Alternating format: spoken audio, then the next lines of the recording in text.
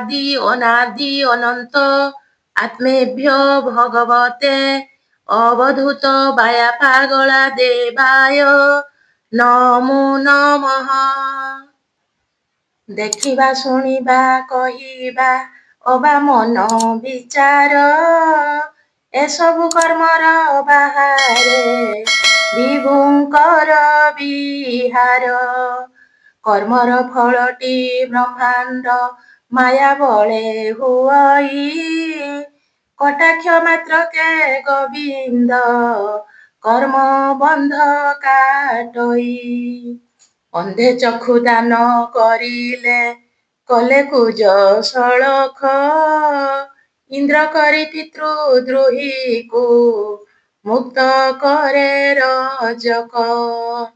ସୀତା ସତୀ ଥିଲେ କିପରି ଦେଲେ ଠାବ ପାତାଳେ କେଉଁ ନ୍ୟାୟ ବ୍ୟାଧ ଗଣିକା ଭୋଗ ସରଗ କଲେ।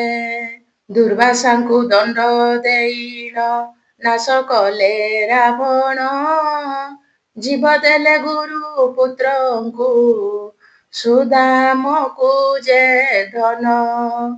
ବ୍ରହ୍ମା ଇନ୍ଦ୍ର ଗର୍ବ ଗଞ୍ଜିଲେ ଗୁପେ ଗୋପୀ ମହିଲେ ଅଦ୍ଭୁତ କର୍ମ ସେ ଅଟନ୍ତି ଶେଷ ନୁହେଁ କହିଲେ।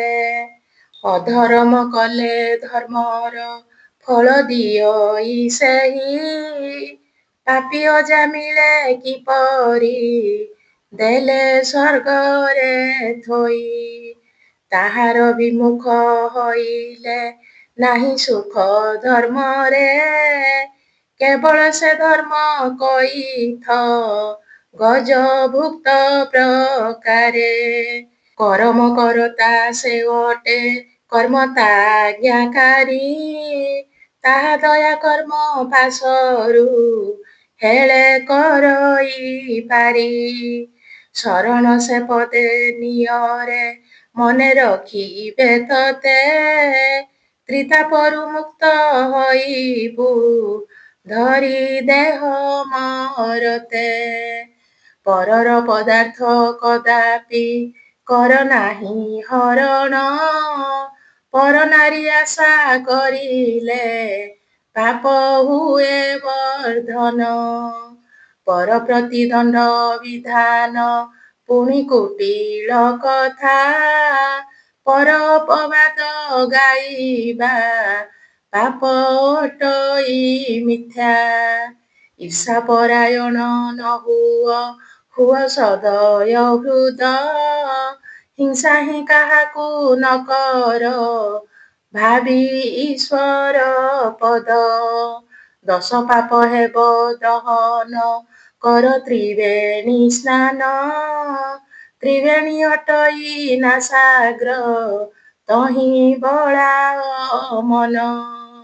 ବିଧିର ସେବାରେ ଦେହକୁ ସବୁ କାଳେ ଖଟାଅ ଅବିଧିର ବଶ ହୋଇଣ ଦଣ୍ଡେ କ୍ଷଣେ ନ ରହ। ଶାନ୍ତି ଯେଉଁ ସ୍ଥାନେ ମିଳଇ ତହିଁ କର ଗମନ ଅଶାନ୍ତି ସ୍ଥାନରେ ନ କର କେବେ କାଳ ଯାପନ। ମନ କଲ ବଲ ନ ହୁଅ କହୁଅଛି ଏଣିକି ମଙ୍ଗଳମୟ ତୁ ଭାବିଣ ଭଜ ଚିନ୍ତାମଣିକି। ଜଗତରେ ଶ୍ଵେତ ବ୍ୟାପିଛି ଜଡ଼ ଚେତନା ମତେ ରୂପ ତାର ହେବ ଦର୍ଶନ ଭ୍ରମୁଥାଅ ନିରତେ।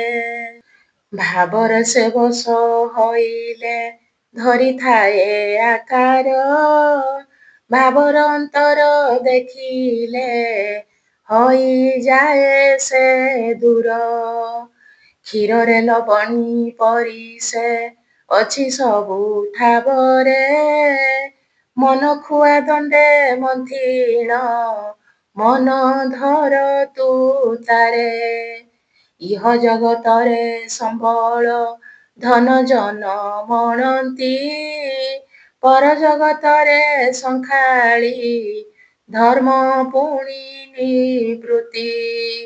ପ୍ରକୃତିର ସେବା କରିଲେ ମିଳେ କ୍ଷଣିକ ସୁଖ, ନିବୃତ୍ତି ସେବନେ ମିଳଇ ନାହିଁ କେବେ ଦୁଃଖ। ପରଲୋକ ପାଇଁ ପ୍ରସ୍ତୁତ ହେବା ମଣ କର୍ତ୍ତବ୍ୟ, ମରଣ ପଥର ପଥିକ ହେଲେ ମିଳେ ବିଭବ। ଭ୍ରମ ଦୂରୀଭୂତ ହୋଇବ ତତ୍ତ୍ୱ ପଥରେ ଚଳ, ମନକୁ କର୍ମରେ ଖଟାଅ ନ ଲାଗିବ ଜଞ୍ଜାଳ। ଅସାଧ୍ୟ ସାଧନ କରିବା ପାଇଁ ଦିଅ ମନକୁ, ନରକଳେ ବର ବହିଣ ନ ଲଭିବ ମୃତ୍ୟୁକୁ। ଅଭ୍ୟାସରେ ସତ ଅସତ କର୍ମ ହୁଅଇ ସିଦ୍ଧ, ପ୍ରବୃତ୍ତି ନିବୃତ୍ତି ଦୁଇଟି ସତ ଅସତ ଭେଦ। ଯେ କର୍ମ ସାଧନେ ଆସଇ ଶାନ୍ତି ତାହା ହିଁ ସତ, ଅସତ କର୍ମ କରିଲେ ହୁଏ ଅଶାନ୍ତି ଜାତ। ପାପରେ ପଡ଼ିଣ ପ୍ରାଣୀଏ ଅଶାନ୍ତିରେ ସଢ଼ନ୍ତି, ପୁଣ୍ୟ ବଳୁ ସଦା ପୁଣ୍ୟାତ୍ମା ଶାନ୍ତି ଧାମେ ଥାନ୍ତି। ସତ ଚିନ୍ତା କଲେ ସାଧୁର ସଙ୍ଗେ ହୁଏ ମିଳନ, ଅସତ ଚିନ୍ତାରେ ଅସାଧୁ ସଙ୍ଗେ ବଢ଼ଇ ପ୍ରେମ। କଲେ ଅନାସକ୍ତ କରମ ହୁଏ କରମେ ଗଣା, ଆଉ ସବୁ ଯେତେ କରମ ତାହା ମାୟାର ଠଣା।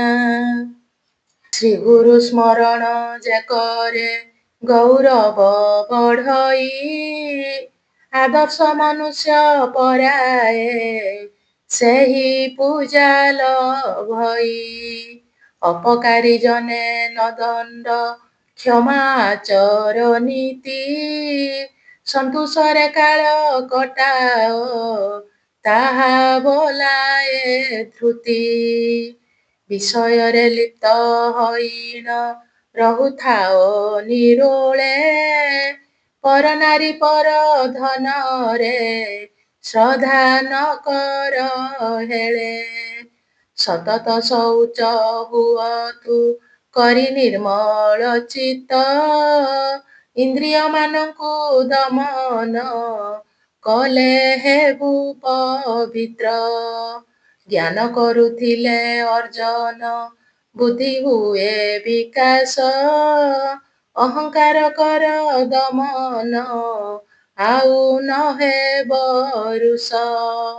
କ୍ରୋଧ ନ କରିବା କାହାକୁ ଅଟେ କାର୍ଯ୍ୟ ମହତ, ଉଚିତ କଥାରେ ନ ଡରି କହୁଥିବଟି ସତ୍ୟ।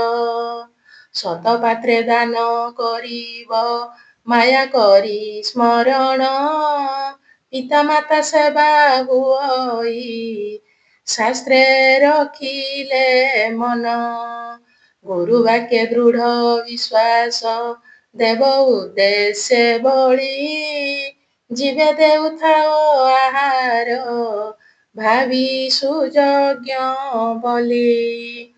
ଗୋବ୍ରାହ୍ମଣ ସେବା ଆଚରି ହୁଅ ସଦା ଆଚରି, ହିଂସା ହିଁ କାହାକୁ ନ କର ଇନ୍ଦ୍ରି ସଂଯମ କରି। ଏପରି କରମ ଧରମ ନାମେ ହୁଏ ବକ୍ଷାଣ, ଚିତ୍ତବୃତ୍ତି କଲେ ନିରୁଦ୍ଧ ଧର୍ମ ହୁଏ ପରମ। ବିଶ୍ୱଜୟୀ ଯେବେ ହୋଇବ କର୍ମ ସାଧ କୌଶଳେ, କର୍ମ ମହାଯଜ୍ଞ ବିଦିତ ଏହି ଆକାଶ ତଳେ। ପାପ ପୁଣ୍ୟ ହେବ ଉଦ୍ଧାର କର ନିଷ୍କାମେ କର୍ମ, ପାପଟି ଅଟଇ ତୈଳ ପୁଣ୍ୟ ମଧୁ ସମାନ। ତୈଳ ମଧ୍ୟରେ ପଡ଼ିଣ ମାଛି ହୁଏ ନିଧନ। ମଧୁ ସଂଯୋଗରେ ତାହାର ରହେ ନାହିଁ ଜୀବନ। ଥିବାର କଥାକୁ ସର୍ବଦା କରୁଥିବ ଯତନ। ଗଲା କଥା ପାଇଁ ସୂଚନା କରିବା ହିଁ ମରଣ। ଯାଇଛି ଯେ ଆଉ କଦାପି କାଳେ ଫେରିବ ନାହିଁ। ଆସିଛି ଯେ ଚିରକାଳ ସେ କେବେ ନ ପାରେ ରହି। ପ୍ରତି ମୁହୂର୍ତ୍ତରେ ଜୀବନ ସ୍ରୋତ ଯାଉଛି ବହି। ତାହାକୁ ବାରଣ କରିବା ଶକ୍ତି କାହାର ନାହିଁ। ମୁହୁର୍ମୁହୁ ପରିବର୍ତ୍ତନ ସଂସାରରେ ଘଟଇ। ନୀତି ନୂଆ ନୂଆ ସୁଆଙ୍ଗ ଏଥି ଉଦ୍ଭବ ହୋଇ। ଗୁରୁକୁ ସ୍ମରଣ କରିଣ ହୁଏ ଦେଖ ନାହାରି। ପାପ ପୁଣ୍ୟ ଆଚରଣରେ ନୁହନ୍ତୁ ଅଧିକାରୀ। ସାଧନାରେ ପାପୀ ହୁଅନ୍ତି ପାପହୀନ ଆବର। ବାଲ୍ମୀକି ହଇଲେ ସାଧନା ବଳେ ଦସ୍ୟୁ ପ୍ରବର। ମନ ଅଟେ ଲତା ସ୍ୱରୂପ ଲୋଡୁଥାଏ ଆଶ୍ରୟ। ଯେପରି ଆଶ୍ରୟ ଲଭଇ ହୁଏ ତେସନେ ଥୟ। ଯଦିବା କରମ ସାର ଛାଡ଼ି ନାହିଁ କର୍ମକୁ। ଲୋକମାନଙ୍କର ହିତାର୍ଥେ ଆଚରିବ ତାହାକୁ। ଆଦର୍ଶ ପୁରୁଷ ରୂପରେ କର୍ମ କର ନିରତେ। କର୍ମ ତ୍ୟାଗ କଲେ ଜଗତେ ତୁଚ୍ଛ ବୋଲିବେ ତତେ। ବଡ଼ ଲୋକେ ଅନୁକରଣ ସାନ ଲୋକେ କରନ୍ତି। କର୍ମ ତ୍ୟାଗ କଲେ ବିବେକୀ ସାନେ ଜଳି ମରନ୍ତି। କରମ ନ ହେଲେ ମାୟାର ଲୀଳା ନୁହେଁ ଗୋଚର। କର୍ମରେ ବିରକ୍ତି ଜନ୍ମିଲେ ସେବ ଜ୍ଞାନୀ ପୟର। କାହାର ଅନିଷ୍ଟ ନ କର ହେବ ଜଗତେ ମିତ। କ୍ରୀଡ଼ାରେ ହଇଲେ ଆସକ୍ତ ବଢ଼େ ନାନା ପାତକ। କାହାର ଅନିଷ୍ଟ ନ କର ହେବ ଜଗତେ ମିତ। ଈଶ୍ୱରେ ନିର୍ଭର କରିଣ ହୁଅ କରମେ ରତ। କାମ ପ୍ରେମ ଦୁଇ ଅଟଇ ଦୁଇ ଭାଇ ସମାନ। କାମ ଲୁହା ରୂପେ ପ୍ରକାଶ ପ୍ରେମ ସୁବର୍ଣ୍ଣେ ଗଣ୍ୟ। କାମେନ୍ଦ୍ରିୟ ତୃପ୍ତି ଇଚ୍ଛା ହିଁ କାମ ରୂପରେ ଲେଖା। ପରେନ୍ଦ୍ରିୟ ତୃପ୍ତି କରାଏ ପ୍ରେମ ହଇଣ ଚଖା। କାମେ ଅନ୍ଧକାର ଅଟଇ ପ୍ରେମେ ଆଲୋକପାତ। କାମେ ଅଜ୍ଞାନତା ଘୋଟଇ ପ୍ରେମେ ଜ୍ଞାନ ଉଦିତ। ଆନନ୍ଦରେ ମଗ୍ନ ହଇଲେ ତାହା ମୁକ୍ତି ବୋଲାଏ। ଜ୍ଞାନ କର୍ମ ଭକ୍ତି ବ୍ୟତୀତ ଆଉ କାହିଁ ନ ଥାଏ। ଅଭ୍ୟାସ ଅଟଇ ମନର ଏକା ପରମ ଯୁଗ। ଅଭ୍ୟାସ ବଳରେ ଦୁର୍ଯୋଗ ଯାଇ ହୁଏ ସୁଯୋଗ। ଇହ ଲୋକେ ଯାହା ବୋଲଇ ଦୁଃଖ ପରର ସୁଖ। ସୁଖୀ ବୋଲି ଯାକୁ କହନ୍ତି ସେହୁ ଭୋଗଇ ଦୁଃଖ। ଆଶା ପାଶୁ ହେଲେ ମୁକତ ହେବୁ ସଂସାରେ ସୁଖୀ। ଆଶାରେ ଆଶାୟୀ ଯେ ହୁଏ ସେହି ବିଧିରେ ଦୁଃଖୀ। କ୍ଷଣସ୍ଥାୟୀ ସୁଖ ଅଟଇ ସଦା ଦୁଃଖରେ ଲେଖା। ଦୁଃଖକୁ ବରଣ କରିଲେ ସୁଖ ଦିଅଇ ଦେଖା। ଧର୍ମ ସୁଖମୟ ଅଟଇ ଅଧର୍ମ ହିଁ ଦୁଃଖ। ମାୟା ସତ ଲୋକେ ଧର୍ମଟି ଦୁଃଖ ଧର୍ମ ସୁଖ। ଦେବ ଅଧିପତି ବାସବ ଦିନେ ସୁକରି ସଙ୍ଗେ। ଶୁକର ରୂପରେ ଜନମି ରତି କରିଲେ ରଙ୍ଗେ। ଶୂନ୍ୟ ସିଂହାସନ ସ୍ୱରଗେ ଦେଖି ଲୋକଙ୍କ ପିତା। କହିଲେ ହେ ଦେବ ଦେବେଶ ଶୁଣ ମୋହର କଥା। ସ୍ୱର୍ଗେ ଶୀଘ୍ର ଆସ ଛାଡ଼ିଣ ତୁମ୍ଭେ ଶୁକର ଦେହ। ଇନ୍ଦ୍ର ଶୁଣି ଇଚ୍ଛା ନ କଲେ ତହିଁ ଲଗାଇ ମୋହ। ମାୟା ମୋହେ ପଡ଼ି ବାସବ ପଶୁ ଶରୀରେ ଥାନ୍ତି। ବ୍ରହ୍ମାଙ୍କ କଥାକୁ ନ ଶୁଣି ନାରୀ ବାଳକେ ମାତି। ତେସନ ପରାୟ ଜୀବନ ଇନ୍ଦ୍ରୀ ପ୍ରକୃତି ଗଣେ। ମାତିଣ ଦିବସ କଟାଏ ନିଜ ପଥ ନ ଜାଣେ। ପ୍ରକୃତିଙ୍କୁ ନାଶ କରିଲେ ମୁକ୍ତ ହୁଏ ଜୀବନ। ସ୍ୱର୍ଗ ସୁଖ ଭୋଗ କରଇ ହୋଇ ଆନନ୍ଦେ ମଗ୍ନ। ଭେଦାଭେଦ ଭାବ ତୁଟିଲେ ଜ୍ଞାନ ହୁଏ ସଞ୍ଚାର। ଶତ୍ରୁ ମିତ୍ର ଭେଦ ରଖଇ ଜ୍ଞାନହୀନ ପାମର। ପୂର୍ଣ୍ଣ ଜ୍ଞାନ ହେବା ନିମିତ୍ତ ଅଛି ଶ୍ରେଣୀ ସପ୍ତମ। ପ୍ରଥମରେ ଜ୍ଞାନ ଅର୍ଜନ ଦୁଜେ ସନ୍ତୋଷ ପୂର୍ଣ୍ଣ। ତୃତୀୟ ସତ୍ୟର ସତାଟି ସବୁଠାବରେ ସ୍ଥିତି। ଚତୁର୍ଥ ସତ୍ୟର ଆଦର ବିଜ୍ଞ ଜନେ କରନ୍ତି। ପଞ୍ଚମରେ ଚିତ୍ତ ନିର୍ମଳ ହୁଏ ଅନ୍ତରଯାମୀ। ଷଷ୍ଠରେ ଚିତ୍ତଟି ଜଡ଼ିତ ନୁହେଁ ସ୍ୱକର୍ମ ଜାଣି। ସପ୍ତମେ ତୁଟଇ କ୍ରମରେ ମନ ଶରୀର ସଙ୍ଗ। ଏହି ସାତଗୋଟି ସାଧିଲେ ଯୁଗ ହୁଏ ସପ୍ତାଙ୍ଗ। ହୃଦୟ ମଧ୍ୟରେ ଗୁରୁଙ୍କୁ ସଦା କର ସ୍ମରଣ। ମୃତ୍ୟୁରୁ ଉଦ୍ଧାର କରିବେ ହେବ କାମନା ପୂର୍ଣ୍ଣ। କାମନା ପୂରଣ ଯେ କରେ ଅଟେ ତାହା ହିଁ ଭକ୍ତି।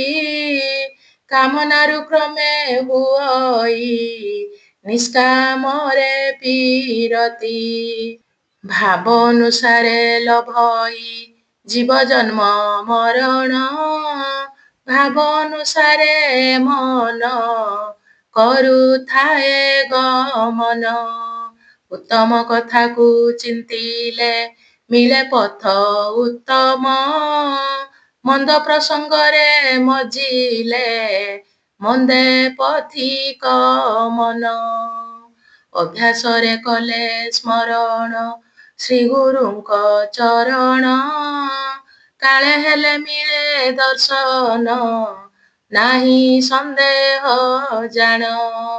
ସୁଦର୍ଶନ ରୂପ ଧରଇ ଗୁରୁପଦ ଦର୍ଶନ।